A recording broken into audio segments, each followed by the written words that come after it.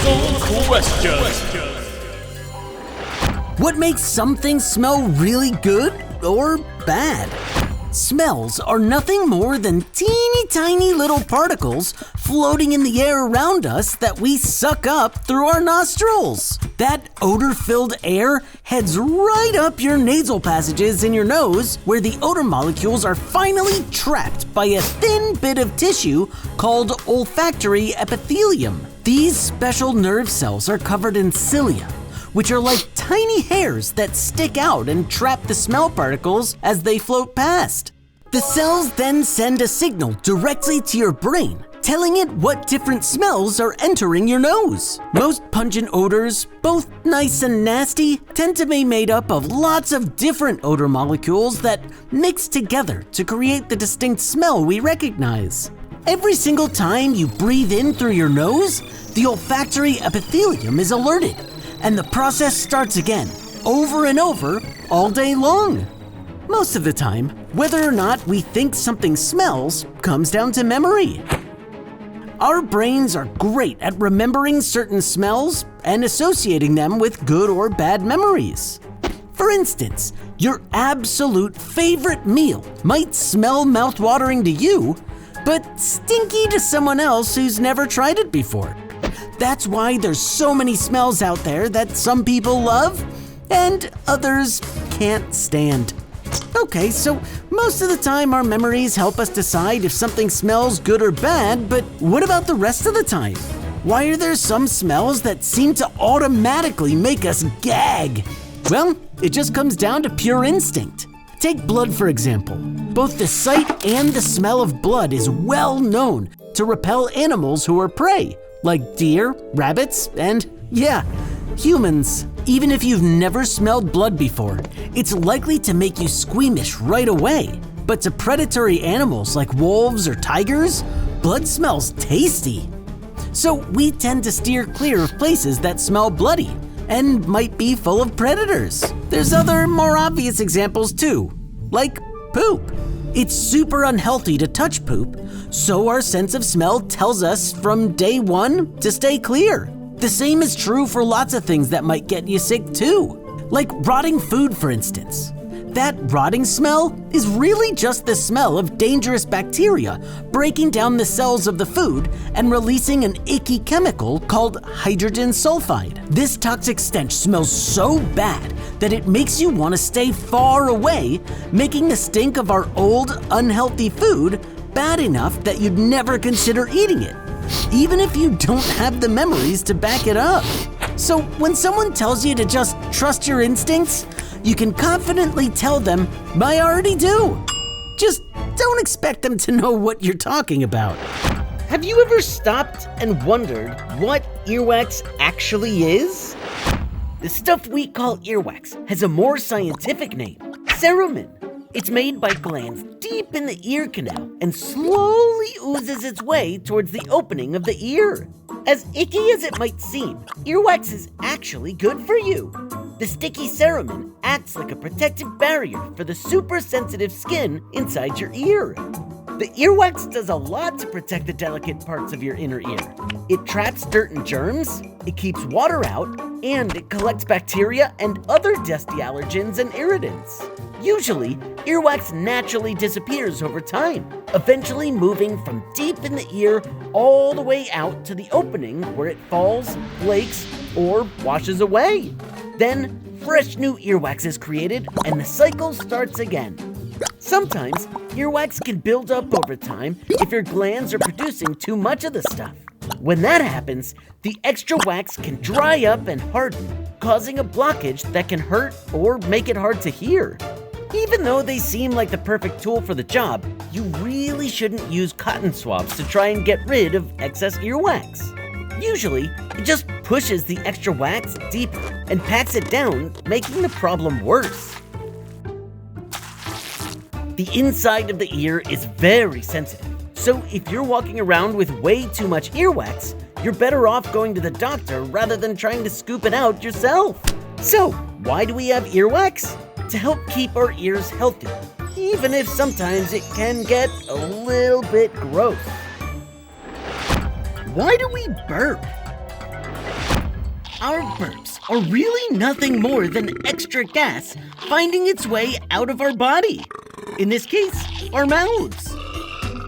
It might be gross, but it's also a normal way for our bodies to get rid of all the extra air we swallow throughout the day. You see, every time we swallow a bit of food or sip a beverage, we swallow little bits of air along with whatever we're actually trying to eat or drink. That air is mostly made up of gases, mainly nitrogen and oxygen, which end up inside our stomach along with everything else we swallow. Over time, the gases start to build up more and more until there's too much and it's gotta get out. So, some gas is squeezed out the stomach back up into the esophagus, the tube that connects our mouth to our belly. From there, the gas is pushed up the esophagus and out through the mouth in the form of a burp. Disgusting. And cool. That's also why we tend to start burping a lot more when we sip on a fizzy drink. All those sparkling bubbles in your beverage are just bits of carbon dioxide gas. That's why we call bubbly drinks carbonated. All that carbon dioxide you're drinking down quickly collects in your stomach and causes you to start burping it back out almost immediately. You can also cause yourself to burp by eating or drinking too fast. As you quickly chow down on a snack, you're swallowing way more air with every bite than if you took your time with smaller bites. Same goes for a straw. All that extra air you swallow with each sip causes extra burps. The good news? Burping is rarely a health problem. It's just usually pretty gross, and in certain situations, downright rude. But it's also natural, so don't fret if you need to burp after sucking down an entire extra-large soda in one sip. Just, try to choose your spots. Why do we have fingernails? Human beings are part of the primate family of animals, which include all kinds of apes, monkeys, tarsers, lemurs, and lorises. One of the many things that set primates apart are their flat nails instead of sharp claws. Both apes and humans alike use our flat fingernails to help us pick things up, pick off little things like bugs, or hold on to things like branches or a tool. Nowadays, most humans don't really use their toes to pick up very many things, maybe just a stray piece of dirty laundry here or there. But our other primate cousins use their toes and toenails all the time. If we didn't have nails, the tips of our fingers would just be weird, soft lumps of skin. The hard nail helps keep our fingertips soft but firm in just the right way to suit all our picking, grabbing, and gripping needs. Okay, so our nails help us use our hands, but why don't we just have claws like most other mammals? Why do we have nails instead of claws? The truth is, no matter how cool it might seem to have claws, nails are much better suited for the sort of things we use our hands for. Nails are wide, thin, flat, slightly curved, and grow on the backside of your fingertip or toe. Claws, on the other hand, are thicker, pointed, curved, and stick out from the ends of their fingers and toes. Nails help you pick up teeny tiny objects much better than claws, and tools are much easier to use too. But not every animal lives like humans, and that's where claws come in handy. They can help an animal quickly scurry up a tree or dig a hole, no tools required. Sure, monkeys and apes climb trees too, but they do it by gripping onto branches rather than holding themselves up by their claws. So, why do we have nails on our fingers and toes? Because, as humans, claws just wouldn't cut it. How do our tongues actually taste the things we eat? You might have noticed that your tongue isn't exactly smooth. It's covered in tiny little bumps all over. Those tiny little guys are called papillae, and they have touch sensors, temperature sensors, and maybe most importantly, bundles of taste buds packed inside. Taste buds are tiny little organs with even smaller hairs on them called microvilli. Those hairs pick up flavor molecules from the food you eat and sends messages to your brain, telling it how it tastes. There are 5 basic tastes that our buds can pick up: sweet, salty, sour, bitter, and umami, which is a savory or meaty flavor. Now, the tongue might be the star of the show, but it doesn't get all the credit. All your other senses work together alongside your sense of taste to create a flavor. The look, feel, smell, and even the sound of your food, combined with the info from your taste buds, tells your brain exactly how something tastes. Our eyes can help us recognize things we've eaten before or decide if something is fresh. Texture can also make a big difference, like smooth or crunchy peanut butter. Your sense of smell is particularly important. When you chew, the mashed up food releases chemicals that travel way up your nose to special smell receptors that help inform the flavor. If you ever had a bad cold or allergies, you might have noticed that food becomes a bit more flavorless. That's because those smell receptors in the upper part of your nasal cavity are swollen, stuffed up, and not able to take in the chemicals released by the food you're eating. So, without smell, your brain thinks the meal is just bland. In order to get the full flavor out of your food, you also need to chew it into small enough pieces, and you need to have plenty of spit in your mouth. As you chew, you release more and more flavor molecules trapped inside whatever you're eating. The drool and saliva in your mouth help pull those molecules out of the food where your taste buds can pick them up. So, how does your tongue taste things? Well, as it turns out, it does it with little taste buds and a lot of help from the rest of your mouth and the rest of your senses. So, next time you eat your absolute favorite food and it perfectly hits the spot, you can thank all your senses for working so perfectly together to bring you the world's best flavor. Teamwork! Why do we sometimes lose our voice? In order to understand why we lose our voice sometimes, we first need to know how our voice works in the first place. Any sound you make with your mouth, from talking to singing to burping, is the result of your vocal cords vibrating. Vocal cords are 2 small folds of muscle inside your voice box in your throat. The volume, pitch, tone, and all-around sound of your voice depends on the size of those vocal cords. The bigger they are, the deeper your voice sounds. And the smaller they are, the higher it sounds. Why does all that vibration sound like a voice? Well, think of your vocal cords a bit like the small opening at the bottom of a balloon. If the balloon is tied up or your vocal cords are closed, no air escapes. If the balloon is untied and air flows out, that's a bit like breathing out.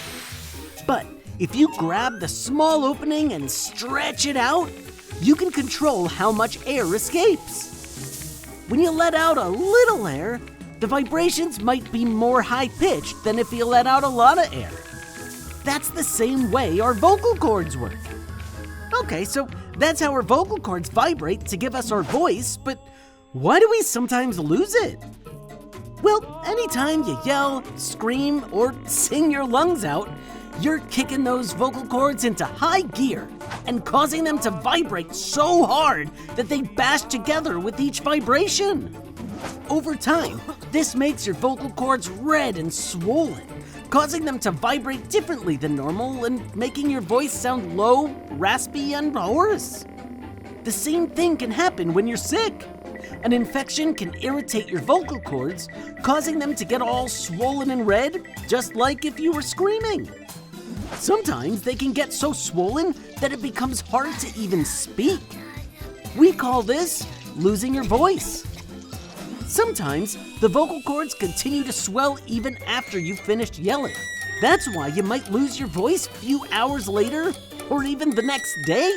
So, next time you lose your voice, just relax. It's super common and super not a big deal. Maybe just less yelling. why do we get bruises? We've all been there. You're playing, running around, having a ball, when all of a sudden, wham! You trip and fall, bumping your knee against the ground. Ouch! But it's okay. There's no cut, so no problem. You probably even keep playing, eventually forgetting all about your fall. But maybe a few hours later, you might notice your knee feels a bit tender to the touch. So you look down and see a brand new bruise right in the spot where you hit your knee earlier. A bruise, or contusion as experts call it, happens when your skin isn't cut open, but the tiny blood vessels just beneath your skin, called capillaries, break. All those broken little blood vessels just beneath the surface of the skin start to ooze blood, a bit like a leaky water pipe. That blood starts to collect beneath the skin, giving our bruises their color. That's also why it takes a little time for a bruise to form. Just like a leaking pipe, the blood leaks out slowly until there's enough to form the bruise. If you happen to get a nice big bruise, it'll probably change color several times before it disappears. Usually starting red, then fading to purple, blue, and sometimes even green or yellow. The colors start to change from red to purple and blue because the body is starting to fix the damage. The red blood cells are broken down and start to clear it all out. As the dead, broken down blood cells are cleared away, the bruise might turn yellow or green before finally fading away for good, leaving your skin looking like nothing ever happened. There are a few basic ways to help avoid getting bumps and bruises when you're out playing, like wearing extra pads when you're riding a bike, skateboard, or rollerblades. Unfortunately, it's kinda hard to totally avoid getting bruises, so it doesn't hurt to know what's going on just below the surface. But it definitely does hurt to touch a bruise, so poke and prod at your own risk. Why do we have toes? You may have noticed that animals have all kinds of toes in all different shapes and sizes. Birds have sharp, grabby toes. Elephants seem to barely even have toes on their tree trunk-like legs and feet. Geckos have sticky toes. Alpacas have two big, sturdy toes. Primates usually have big, strong feet with very long, flexible toes and a thumb-like opposable finger for gripping and swinging. Humans? Well, we're somewhere in the middle. Compared to other animals, our toes are fairly small for our feet. They aren't sharp like a bird or sticky like a gecko. They aren't extra good at gripping like a primate, so what's the point? Why do humans have toes? Do we actually use them? Well, it turns out we definitely do. Well, most of them at least. Our toes might not be great for swinging from branch to branch or climbing up walls, but they are key to balance and foot support while you move. The human foot is split into three basic parts: the heel and ankle area, called the hindfoot, the arch and the bell, known as the midfoot, and the forefoot, which is made up of the toes. Whenever we walk with a standard step, our foot tends to touch the ground in the back first and roll forward towards the toes. The strong ankle and hard heel of the hindfoot is perfect for making first contact. It's tough, hard, and able to withstand all the weight without much problem. But as the step continues, we roll our foot forward, putting the weight of your midfoot on the ground. Muscles and tendons in your foot and ankle help support the impact, a bit like shocks in a car. Next, the heel lifts up off the ground, rolling you further forward from your midfoot onto your toes, who help you push off the ground into your next step. All that happens with each and every step you take. So our toes might not be nimble as a monkey's or as sticky as a gecko's, but without them, balancing on our feet would be tricky business. In fact, your big toe can withstand close to twice as much weight as your other four toes combined. And if the big toe is most important, the puny little pinky toe is definitely the least. Pinkies hold the least weight of any toe, and honestly, don't do all that much to keep us balanced. In fact, without a pinky toe, you probably wouldn't have much problem at all keeping your balance. So, why do we have toes? Because without them, we'd be doing a lot less walking and a lot more falling.